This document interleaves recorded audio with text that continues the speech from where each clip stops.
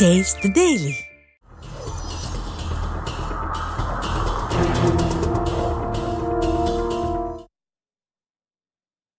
இன்றைய புதிய கோணம் பகுதியில் தி ஒயர் இணையதளத்தில் வந்திருக்கக்கூடிய செய்தி கட்டுரை குறித்து பார்க்க இருக்கிறோம். நிறைவேறுமா பாஜகவின் 370 சீட் கனவு அப்படின்ற தலைப்பில் திரு பிரேம் பணிக்கர் பத்திரிகையாளர் எழுதியிருக்கக்கூடிய கட்டுரை விவாதிப்பதற்காக மூத்த பத்திரிகையாளர் திரு பிரியன் அரங்கத்திற்கு வந்திருக்கிறார். சார் வணக்கம். தினமும் எனக்கு நிறைய செய்திகள் வருது, பல்வேறு தரப்பட்டிருந்த செய்திகள் வருது.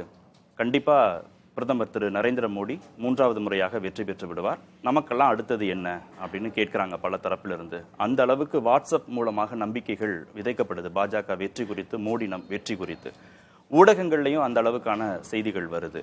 ஆனா அதெல்லாம் சாத்தியம் இல்லை அப்படின்னு அவர் ஒரு கட்டுரையை எழுதியிருக்கிறார். இந்த நம்பிக்கை கட்டமைக்கப்படுதா? யதார்த்தத்தின் பிரதிபலிப்பாக இதை பார்க்க முடியாதா? இல்லை, அந்த 370ன்ற அந்த ஃபிகரே பிரதமர் எப்படி ஃபிக்ஸ் பண்ணாருன்றது முக்கியமான விஷயம். காஷ்மீரில் 370 ரத்து பண்ணாங்க இல்லையா? ஸோ அதை நினைவுபடுத்துகிற மாதிரி தான் அந்த 370 ஃபிக்ஸ் பண்ணார் ஆக்சுவலாக. அதுதான் அது ஃபிக்ஸ் பண்ணுறதுக்கான காரணம் அதுதான் ஆக்சுவலாக. ஸோ ஒரு காரணத்தோட தான் ஃபிக்ஸ் பண்ணியிருக்காங்க. புதிய விளக்கமாக. ஆமாம், எங்கள் பிரச்சாரத்துக்கு முன்னாலுமே காஷ்மீரில் 370 ரத்து பண்ணணும்னு அவர் சொல்கிறாரு இல்லையா பிரச்சாரத்தில். ரெண்டையும் கனெக்ட் பண்ணிக்கணும். அதனால தான் 370 ஃபிக்ஸ் பண்ணார். ஸோ ஒரு நெரேட்டிவ் கரெக்டாக செட் பண்ணுறாங்க 370ன்றதை. பட் ஆனால் அரித்மெட்டிக்ஸ் அப்படி சொல்லல. தனித்து 370, கூட்டணியோட 400. பட் நம்ம அரித்மெட்டிக்ஸை பார்த்தீங்கன்னா, தேர்தல் கணக்குகளை பார்த்தீங்கன்னா, பாஜக சொல்கிற அந்த நெரேட்டிவ் நமக்கு சரியாக ஒத்து வரல. ஆக்சுவலாக அது கொஞ்சம் முரண்பாடுகள்லாம் நிறையா இருக்கிறத பார்க்குறோம். அதுதான் நீங்கள் சொல்கிற அந்த ஆர்டிக்கலில் ஒரு ஃபேக்ட்ஸோட அதை எக்ஸ்பிளைன் பண்ணியிருக்கிறத நம்ம பார்க்குறோம். என்ன சொல்கிறாருன்னா, 2019 303 நாடாளுமன்ற தொகுதிகளை பாஜக ஜெயிச்சாங்க. அதுலேயே 14 தொகுதிகளை இழந்துட்டாங்க. அதுக்கப்புறம் நடந்த இடைத்தேர்தல் பல பேர் ஸ்டேட் அரசியல் போயிட்டாங்க, மாநில அரசியலுக்கு போயிட்டாங்க. ஆனா புதிதாக 67 தொகுதிகளையும் ஜெயிக்க வேண்டியது. இந்த கணக்கை டேலி பண்ணணும்னா அது சிரமம்னு சொல்றாரு இந்த முறை.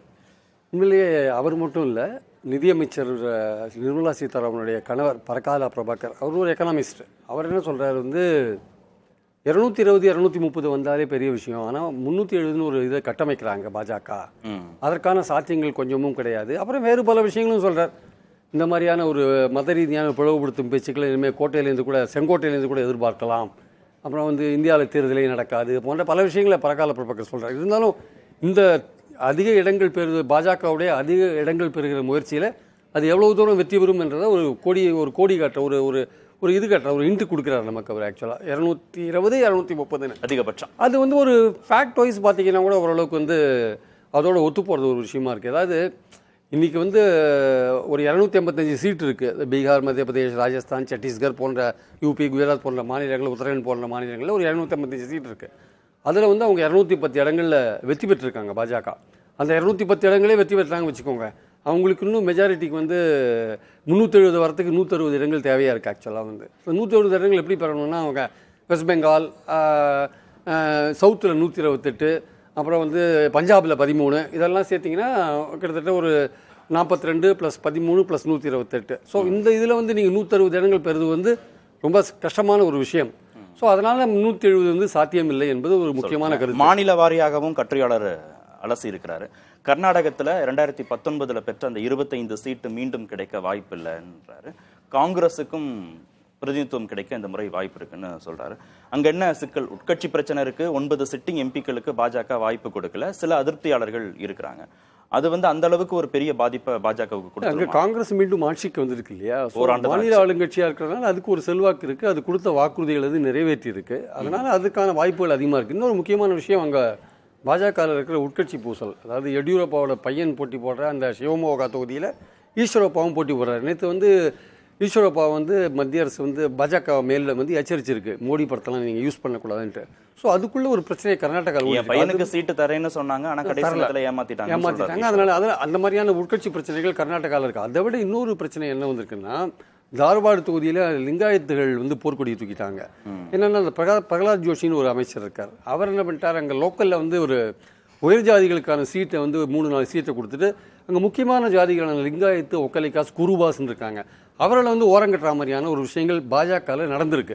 அதை அந்த சுவாமியார் இருக்கார், லிங்காயத் சுவாமியார் இருக்கார்ல, அவர் அது ஒரு முக்கியமான விஷயமா எடுத்து, இந்த நிலை தொடர்ந்தால் லிங்காயத்துகள் பாஜகவை புறக்கணிப்பார்கள் அப்படின்ற ஒரு விஷயத்தை கையில் எடுக்கிறார்.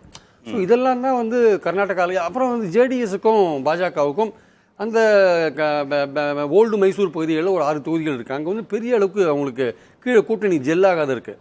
ஸோ இதனால தான் வந்து பாஜக இந்த தடவை வந்து போன தடவை வாங்கின மாதிரி 25 கர்நாடகாவில் வாங்காது, அது ஒரு 12லேருந்து 15க்குள்ள வாங்குன்றது. ஏற்கனவே ஒக்கலிகா சமூகத்தை சேர்ந்த சதானந்த கவுடா அரசியல் அவரும் வந்து பெங்களூர் சவுத்தில் வந்து அவருக்கும் வந்து ஒரு பிரச்சனை, அவருக்கும் சீட் கொடுக்கல. அதெல்லாம் சோபா கரலேஜேவை கொண்டு அங்கே போட்டாங்க. அவரும் ஒரு அதிருப்தி இருக்க நம்ம பார்க்குறோம். ஸோ இந்த மாதிரி கர்நாடகாலேயே அவங்களுக்கு அதிருப்தி இருக்கிறதுனால போன வாட்டி மாதிரி சீட் அவங்க வந்து ஒரு 10லேருந்து 13-14 சீட் அவங்க கர்நாடகாவில் இழக்கிறதுக்கான வாய்ப்புகள் அதிகமாக இருக்கு, முக்கியமான ஒரு ஸ்டேட்ல. அதனால டெல்லிக்கு வராரு கட்டுரையாளர். டெல்லியில அரவிந்த் கெஜ்ரிவால் கைது இந்த நேரத்துல செய்யப்பட்ட மாஸ்டர் ஸ்ட்ரோக் அப்படின்னு சொல்லப்படுறது தவறானது.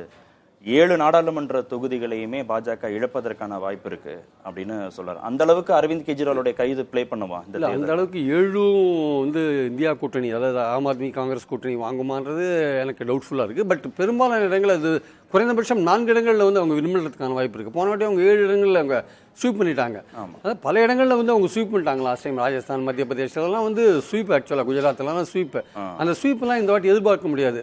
அதாவது அவங்க பிரச்சாரத்தை வந்து மத அடிப்படையில் கட்டமைக்கிறாங்க. 10 வருட காலம் ஆண்டாங்க, திருப்பி அதே ராமர் கோயில் பிரச்சனையை தான் பேசுகிறாங்க, திருப்பி 370 பேசுகிறாங்க, திருப்பி முத்தலாக்கு பேசுகிறாங்க, காங்கிரஸை இந்துக்களின் விரோதி அந்த மாதிரி விஷயங்கள் பேசுகிறாங்க, ராமர் கோயில் திறப்பு விழாவுக்கு காங்கிரஸ் வரல, சமாஜ்வாடி வரல, இந்த மாதிரி விஷயங்களை பேசுகிறாங்க. இந்து மதத்துக்கு எதிராக காங்கிரஸ் இருக்குது, அப்புறம் சனாதன விஷயங்களுக்கு எதிராக காங்கிரஸ் இருக்குது, திமுக இருக்குன்னு அந்த மாதிரி விஷயங்கள். ஒரு அந்த டெம்ப்ளேட்டில் என்ன இருக்குன்னு பார்த்தீங்கன்னா, காங்கிரஸ் அந்த இந்தியா கூட்டணியில் இருக்கிற கட்சிகள் வந்து வாரிசு அரசியல் பண்ணுறது ஒன்று, ரெண்டாவது வந்து இவங்கெல்லாம் ஊழல் பண்ணுற கட்சிகள், மூணாவது இவங்க இந்துக்களுக்கு எதிராக இருக்காங்கன்ற விஷயங்கள். இந்த 3 தான் மெயினாக கட்டமைக்கப்படுற ஒரு விஷயமா இருக்குது. பிஜேபியோட பிரச்சாரத்தில் ஈவன் பிரதமர் பேசுறது கூட ராமர் கோயில் இன்விடேஷன் கொடுத்த போது அவங்க வரல, காங்கிரஸ் வரல அப்படின்னாங்க. பட் ராமர் கோயில வந்து சமாஜ்வாதியும் வரல, சமாஜ்வாடியும் வரல. ராமர் கோயில் உத்தரப்பிரதேசத்தில் பாதிப்பை ஏற்படுத்த உத்தரப்பிரதேசில் அவங்க ஏற்கனவே இறங்குமுகத்தில் தான் சார் இருக்காங்க. 2014 71 சீட் விரும்பினாங்க, 2019 வந்து 64 சீட்டாக குறைஞ்சி போச்சு. இந்த வாட்டி அது வந்து 40 குறையறதுக்கான வாய்ப்பு இருக்குன்னு டெல்லியில் இருக்கிற அந்த உத்தரப்பிரதேசத்தில் பார்க்குற பத்திரிகையாளர்லாம் சொல்கிறாங்க. 40 குறையறதுக்கான வாய்ப்புகள் இருக்குது அப்படின்னு அவங்க சொல்கிறாங்க. இல்லை, ராமர் கோவில் முன்னிலைப்படுத்தப்படுவது பாஜகவுக்கு கை கொடுக்காதா? இல்லை, இன்னைக்கு ஒரு கருத்து கணிப்பு வந்திருக்கு.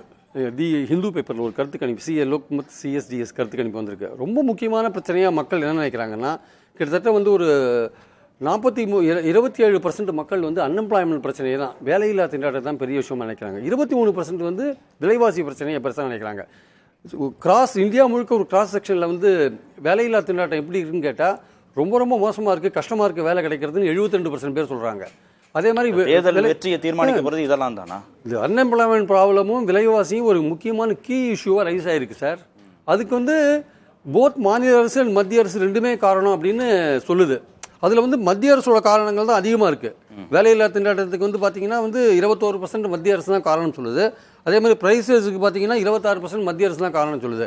அதுலேயே மாநில அரசுக்கு 17%ம் 13% கொடுத்துருக்காங்க. ஆனால் இதில் என்ன பிரச்சனைனா, மாநில அரசும் காரணம் சொல்கிறாங்க இல்லையா வேலையில்லா திண்டாட்டம் விலைவாசிக்கு. பெரும்பாலான மாநிலங்களில் பாஜக தான் ரூல் பண்ணிட்டு இருக்கு. அப்போ அந்த இடத்துலலாம் போத் வேலையில்லா திண்டாட்டமும் விலைவாசியும் மொத்தமாக ரெண்டுமே சேர்ந்து பிஜேபியை அஃபெக்ட் பண்ணுறதுக்கான வாய்ப்புகள் இருக்கு. ஏன்னா அவங்க டபுள் இன்ஜின் சர்க்கார்ன்றதுனால அங்கே டெல்லியிலேயும் அவங்க தான் இருக்காங்க, ஸ்டேட்லேயும் அவங்க தான் இருக்காங்க. அப்போது கிட்டத்தட்ட ஒரு 50% டோட்டலாக பார்த்தீங்கன்னா இவங்க சொல்கிற 27+23 ஓவராலாக பார்க்கும்போது ஒரு 50% மக்கள் வந்து வேலையில்லா திண்டாட்டம் விலைவாசி அது வந்து போத் டபுள் இன்ஜின் சொல்கிற இந்த கவர்மெண்ட்டுக்கு அஃபெக்ட் ஆகிறதுக்கான வாய்ப்புகள் இருக்கு. ஆனால் இவர்கள் அதையெல்லாம் மறைச்சிட்டு கிட்டத்தட்ட ஆண்டுக்கு 2 கோடி பேருக்கு வேலை கொடுக்குறோன்னு சொன்னாங்க. பட் அதற்கான முயற்சிகளை வந்து 2022 மே வரை அவங்க எடுக்கவே இல்லை. 2022 மேல வந்து ஒரு 10 லட்சம் பேருக்கு வேலை கொடுக்கணும்னு பிரதமர் ஒரு திட்டத்தை ஆரம்பித்தார். இதுவரை 8 லட்சம் பேருக்கு வேலை கொடுத்ததா கவர்மெண்ட் சொல்கிறாங்க. அது வந்து ஒரு பெரிய ஒரு பிரச்சனையாக இருக்குது. இன்றைக்கி வந்து உத்தரப்பிரதேசில் வந்து 60,000 கான்ஸ்டபிள் போஸ்ட்டுக்கு 50 லட்சம் பேர் அப்ளை பண்ணிருக்காங்க.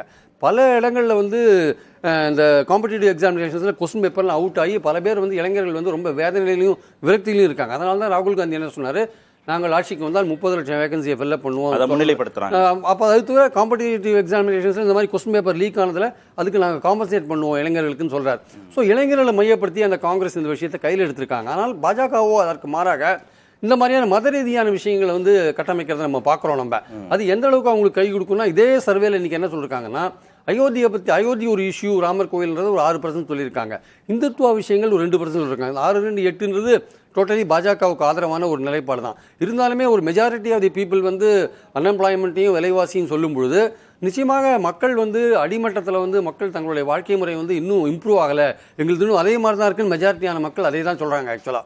ஸோ இந்த நிலைமையெல்லாம் இருக்கும்போது மத ரீதியான விஷயங்கள் எவ்வளவு தூரம் பாஜக பிரச்சாரம் எடுபடும் இல்லை. ரெண்டாவது இந்த அரித்மெட்டிக்ஸும் வந்து அதுக்கு ஃபேவரபுளாக இல்லை ஆக்சுவலாக வந்து. சரி, தென் மாநிலங்களில் இருக்கக்கூடிய 128 நாடாளுமன்ற தொகுதிகள் குறித்தும் கட்டுரையாளர் சொல்லியிருக்கிறார். அதுல பாஜகவுக்கு எவ்வளவு வாய்ப்புகள் இருக்குன்னு நினைக்கிறீங்க? இல்லை, தென் மாநிலங்களை பொறுத்த மட்டும் கர்நாடகாவில் நம்ம ஏற்கனவே பேசிட்டோம் நம்ம. அதனால் தெலுங்கானாலையும் வந்து அவங்க போன வாட்டி மாதிரி வாங்கிறதுக்கான 3 லாஸ்ட் டைம் 4 வாங்கினாங்கன்னு நினைக்கிறேன். அந்த அளவுக்கு வாங்குறதுக்கு கூட இந்த வாட்டி அவங்களுக்கான வாய்ப்புகள் வந்து ரொம்ப ரொம்ப குறைவு. 17 சீட் இருக்குது. அங்கே வந்து காங்கிரஸ் வேறு ஆட்சியில் இருக்குது. ஸோ காங்கிரஸ் வந்து போன தடவை விட பல மடங்கு இம்ப்ரூவ் ஆகிறதுக்கான வாய்ப்புகள் இருக்குது. அதாவது பாஜகவோட குறையிறது இருக்கட்டும், அது ஒரு 3-4 தான் வாங்கினா அது குறைய காங்கிரஸ் தன்னோட இதை இம்ப்ரூவ் கவனிக்கணும். கர்நாடகாலையும் தெலுங்கானாலையும் காங்கிரஸ் தன்னோட இதை இம்ப்ரூவ் பண்ணுது. கேரளாலையும் பார்த்தீங்கன்னா வந்து காங்கிரஸும் இடதுசாரி முன்னணியும் அந்த 2 பேருக்குமே போட்டியாக இருக்குது. 2 பேருமே ஷேர் பண்ணிப்பாங்க, 20 சீட்டை ஷேர் பண்ணிப்பாங்க. அதனால் அது எனக்கு ஒரு டவுட் இருக்குது. அந்த இடத்துல கேரளாவில் இந்த வாட்டி பாஜக ஒரு இடத்துலையாவது வெற்றி பெறுவதற்கான வாய்ப்பு அங்கே கால் பதிப்பார்கள் என்று நான் நினைக்கிறேன். அந்த அளவுக்கு ஒரு அக்ரெசிவான ஒரு பிரச்சாரத்தை அவங்க கொண்டு போறாங்க. அங்க வந்து வாய்ப்பு வலுவா இருக்கக்கூடிய மாநிலம் ஆர்எஸ்எஸ் வந்து தன்னை வந்து கொஞ்சம் வலுப்படுத்தி கொண்டு அங்கே வந்து ரொம்ப, அதாவது பாஜக எப்படின்னா ஜாதி எங்கே இம்பார்ட்டண்ட்டாக இருக்கோ ஜாதியை கையில் எடுப்பாங்க. உதாரணமாக உத்தரப்பிரதேசில் 44% ஓபிசி இருக்காங்க வச்சுக்கோங்க. அதில் யாதவ் வந்து 17% தான் இருக்காங்க. அப்போ அந்த 17% விட்டுட்டு மற்ற ஓபிசி இருக்காங்க இல்லையா, அவர்களை கன்சாலிடேட் பண்ணுற ஒரு யுக்தியை கையாளுவாங்க. இப்போ சிறுபான்மையோர் ஒட்டுமொத்தமாக காங்கிரஸ்க்கு ஆதரவாக இருக்காங்க, சிபிஎம் ஆதரவாக இருக்காங்கன்னா முஸ்லீம்களையும் கிறிஸ்தவர்களையும் பிரிக்கிறதுக்கு என்ன பண்ணணுமோ அந்த விஷயத்தை பண்ணி கிறிஸ்தவர்களை தனியாக பிரித்து ஒரு இதாக கொண்டுறது. சிஏஏல நாங்கள் கிறிஸ்தவர்களை கொண்டு வந்திருக்கோம் அப்படின்னு ஒரு பிரச்சாரத்தை கேரளாவில் கையில் எடுக்கிறாங்க. கேரளா ஸ்டோரியை வந்து பல சர்ச்சஸ் இன்னைக்கு ஸ்க்ரீன் பண்ணியிருக்காங்க. கேரளா ஸ்டோரின்னு ஒரு இது, அது என்னன்னா லவ் ஜிகாத்தை பற்றின ஒரு விஷயம். அது இந்துத்துவக்கு ஆதரவான ஒரு படம். அது வந்து பல கிறிஸ்துவ சர்ச்சை வந்து இன்னைக்கு ஸ்கிரீன் பண்ணி மக்களுக்கு இடையிலேயே பிளவு கொண்டுறாங்க. இது வந்து பாஜக பண்ற ஜாதிகள் எங்க பெரும்பான்மையா இருக்கோ ஜாதிகளை பிரிக்கிறது, மதங்களை எங்க பிரிக்க முடியுமோ அங்க மதங்களை பிரிக்கிறது. இதன் மூலமாக கடந்த நாடாளுமன்ற தேர்தலில் பெற்ற இடங்களை விட 29 இடங்களை விட கூடுதலாக பெற வாய்ப்பு இருக்கா? அதே இடங்களை பெறுவதற்கும் பாஜகவுக்கு வாய்ப்பு இருக்கா? இல்லை, அதாவது அவங்களுக்கு வந்து எண்ணிக்கை குறைவதற்கான வாய்ப்புகள் தான் ரொம்ப ஜாஸ்தியாக தென் மாநிலங்களில் வந்து கண்டிப்பாக குறையிறது. போன வாட்டி வந்து அவங்க வந்து கிட்டத்தட்ட பார்த்தீங்கன்னா 128 வந்து அவங்க வந்து 29 இடங்கள் வாங்கினாங்க. 29 இடங்கள் வாங்கினாங்க. ஆனால் இந்த வாட்டி அவங்க 29 இடங்கள் கர்நாடகாலேயே அவங்களுக்கு 15 குறையுது. ஆக்சுவலாக கர்நாடகாவில் 15 குறையுது. தெலுங்கானாவில் வந்து மிஞ்சி போனால் அதே 3-4 வாங்கினா கூட ஒன்றும் பெரிய விஷயம் கிடையாது. ஆந்திராவில் அவங்க 6 இடத்துலையும் வந்து கூட்டணியில் போட்டி போடுறாங்க. அதில் 4 இடங்கள் வின் பண்ணால் கூட ஒரு 4 தான் வரும். கேரளாவில் வந்து 1 வந்தால் பெரிய விஷயம். ஸோ அவங்களுக்கு வந்து 29 வந்து ஒரு 15 குறையறதுக்கான வாய்ப்பு இருக்குது. தமிழ்நாடு கணக்கில் எடுத்து தமிழ்நாடு வந்து 39 வந்து எனக்கு தெரிஞ்சு இன்னைக்கு வரையும் கூட வந்து பிஜேபிக்கு ஒரு இடம் கிடைக்கிறதுக்கான வாய்ப்பு, இன்னைக்கு வரையும் பிரச்சாரத்தை பார்க்கும்போது கூட பிஜேபிக்கு ஒரு இடம் கிடைக்கிறதுக்கான வாய்ப்புகள் கூட இருக்கிற மாதிரி தெரியல.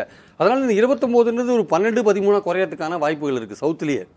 சவுத்துலயே குறையறதுக்கான வாய்ப்புகள் இருக்கு. இந்த ஒட்டுமொத்த 370ங்கிற கணக்கு, அந்த கணக்கு வந்து ஆமா, அதாவது நான் சொன்ன மாதிரி 285 இடங்களை வந்து அந்த ஹிந்தி ஸ்பீக்கிங் ஸ்டேட்ஸ்ல பீகார், மத்திய பிரதேசம் அதெல்லாம் வச்சிருக்காங்க. அதுல இப்ப 210 இடங்கள் அவங்க வாங்கியிருக்காங்க.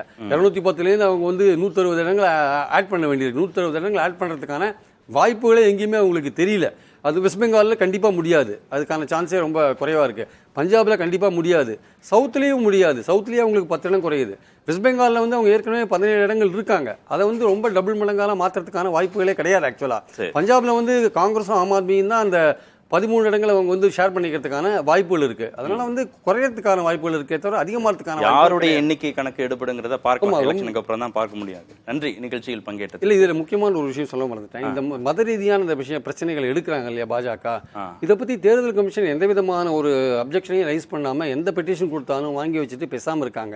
இல்லை, ஏதாவது நீங்க தவறுன்னு நினைச்சீங்கன்னா நீதிமன்றத்தை நாடுங்கள், ஏன் தேர்தல் ஆணைய வாசல்ல காத்து கிடக்குறீங்க அப்படின்னு நமக்கு இருக்கிற நம்பிக்கை. தேர்தலை பொறுத்தப்பட்டு நீதிமன்றத்துக்கு போனால் அவங்க என்ன சொல்றாங்க, நீங்க தேர்தல் ஆரம்பிச்ச பிறகு எல்லாமே தேர்தல் ஆணையம் தான் பார்த்துக்கோம், நாங்கள் எதுவும் கவனிக்க மாட்டோம்ன்றாங்க. அப்போ தேர்தல் ஆணையம் வந்து கொஞ்சம் இன்னும் தன்னுடைய நடுநிலைத்தன்மையை வந்து காமிக்கிற மாதிரியான செயல்பாடுகள் இறங்கணும்ன்றது நம்மளுடைய கருத்து. ஓகே, நன்றி நிகழ்ச்சியில் பங்கேற்றதற்கு.